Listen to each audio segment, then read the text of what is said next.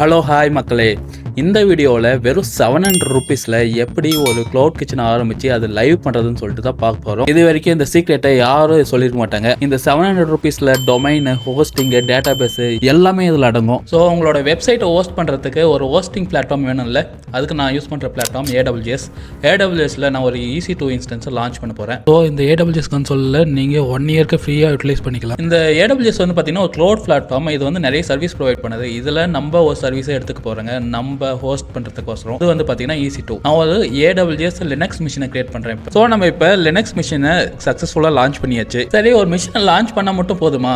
அதில் நம்மளோட code work ஆகணும்ல, அதுக்காக நம்ம கிட்டில் நம்ம கோடை புஷ் பண்ணி வச்சிருக்காங்க. அந்த கோடை வந்து இந்த EC2 மிஷினில் டிப்ளை பண்ண போகிறோம். அது எப்படி பண்ணுறதுன்னு பாருங்க. ஸோ நான் கிட்டப்பில் இப்போ கோடை புஷ் பண்ணியாச்சு. இங்கே ஆக்ஷனில் போயிட்டு ரன் ஒர்க் ஃப்ளோ கொடுக்குறேன். ஸோ இந்த ப்ராஜெக்டோட ஃபுல் வீடியோ வேணும்னு சொல்லிட்டு கமெண்ட்ல பிங்க் பண்ணுங்க. உங்களுக்காக இந்த ப்ராஜெக்ட் வீடியோ ஃபுல்லாக நான் மேக் பண்ணுறேன். ஸோ இப்போ பார்த்தீங்கன்னா ரன் ஒர்க் ஃப்ளோ கொடுத்த உடனே என்னோட கோடு வந்து அந்த EC2 மிஷினில் போய் டிப்ளை ஆயிடுச்சு.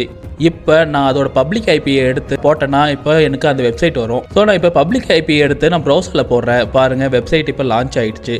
ஸோ இந்த ஐபி அட்ரஸை வந்து யூசருக்கு தெரியாது இல்லையா, நம்மளோட வெப்சைட்டோட பேர் தான் தெரியும். ஸோ இந்த வெப்சைட்டோட பேர் நான் வந்து ஹோஸ்டிங்கரில் போய் வாங்க போகிறேன். ஸோ ஹோஸ்டிங்கரில் 700 ருபீஸ் இந்த ப்ரைஸ். இது நான் ஆல்ரெடி வாங்கிட்டேன். ஸோ நான் இதில் வந்து எப்படி ஹோஸ்ட் பண்ணுறேன்னு சொல்லிட்டு காமிக்கிறேன் வாங்க. ஸோ நான் இப்போ இந்த பப்ளிக் ஐபியை காப்பி பண்ணிவிட்டு இங்கே ஹோஸ்டிங்கரில் DNS நேமிங் சர்வர்ஸ் அப்படின்னு சொல்லிட்டு ஒரு ஆப்ஷன் இருக்குது. அதில் போயிட்டு உங்களோட இன்ஸ்டன்ஸோட பப்ளிக் சர்வர் காப்பி பண்ணிவிட்டு அங்கே 2 இடத்துல ஐபி அட்ரஸ் இருக்கும். அந்த ஐபி அட்ரஸை நீங்கள் ரீப்ளேஸ் பண்ணால் போதும். ஸோ நான் இப்போ ஐபி அட்ரஸ் அப்டேட் பண்ணிட்டேன். இப்போ நான் அந்த ஐபி அட்ரஸ்க்கு பதிலாக என்னோட வெப்சைட்டோட நேமை போடுறேன் பாருங்க. இதுக்கு நான் எதுவுமே செலவு பண்ணல. ஒன்லி டொமைனுக்கு மட்டும் தான் 700 ருபீஸ் ஸ்பெண்ட் பண்ணேன். மீதி எல்லாமே எனக்கு ஃப்ரீ தான். இதோட டேட்டா பேஸ் ஹோஸ்ட் பண்ணிக்கலாம் சூப்பர் பேஸ்ல. இல்லைனா நீங்க அமேசான் AWSலேயே பார்த்தீங்கன்னா RDS ஃப்ரீ ட்ரையல் தராங்க, அது யூஸ் பண்ணிக்கலாம். நெக்ஸ்ட் வீடியோவில் இந்த வெப்சைட்டை ஒரு 500 ஸ்பெண்ட் பண்ணி எப்படி ஒரு 10,000 மெம்பர்ஸ்க்கு ரீச் பண்ணுறேன் அப்படின்னு சொல்லி தான் பார்க்க போகிறோம். ஸோ அந்த வீடியோ வேணும்னா லைக், ஷேர் அண்ட் சப்ஸ்கிரைப் பண்ணுங்க.